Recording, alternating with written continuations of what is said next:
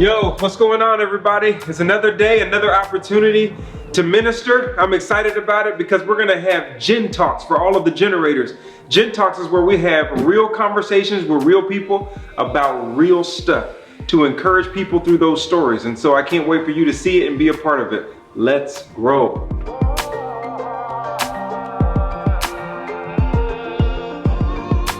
All right, we have Megan with us, an ICU nurse. And the reason why we wanted to talk to Megan, wanted to talk to you, Megan, is because you're in it. There's a lot of people who have questions about what is really going on behind the scenes. We are finding out so many things about SARS-CoV-2, coronavirus, COVID-19 every single day. And to me, that's the scariest part of COVID-19 is I could have it, not know it, and I'm spreading it without knowing it. It's not your neighbor. It's genuinely about your neighbor and doing the best that you can to protect them from getting this virus. Well, that's amazing that you say that, because it just takes me to a different thought, even spiritually, that, you know, just because you think you're okay doesn't mean that you are. Because, you know, people are asymptomatic spiritually, that they think they're okay and they think that they're living the truth, but they're passing on a lie. The Lord reminded me, Meg, you're not in control. I am. You are not a healer. I am.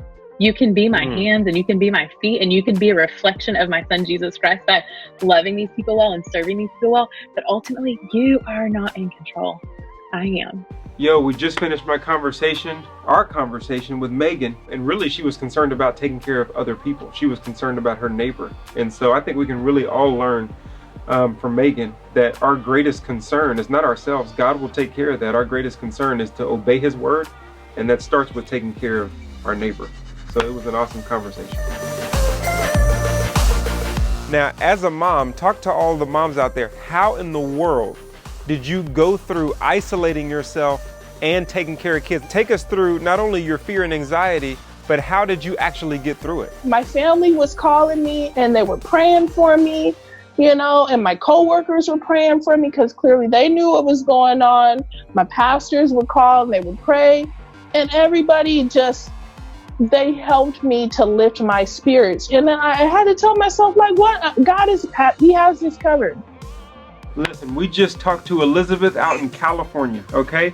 She's a friend of a friend who I found out actually just got over the coronavirus. It's a really interesting story. I'm sad that it happened, but we were able to learn a lot because we're talking so that we can grow. So let's learn, grow so that we can achieve. We're gonna keep doing it. Let's grow.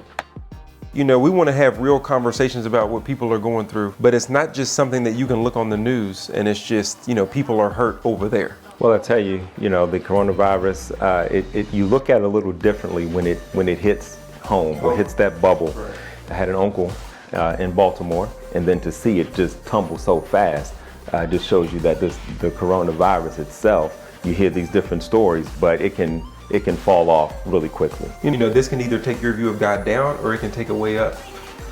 And bad things are happening to good people all over the world. And what you're looking at and choosing to look at and what people need to understand is looking at the overcoming and the conquering and all of the things that God is doing in the midst of a loss or even in the midst of a pandemic.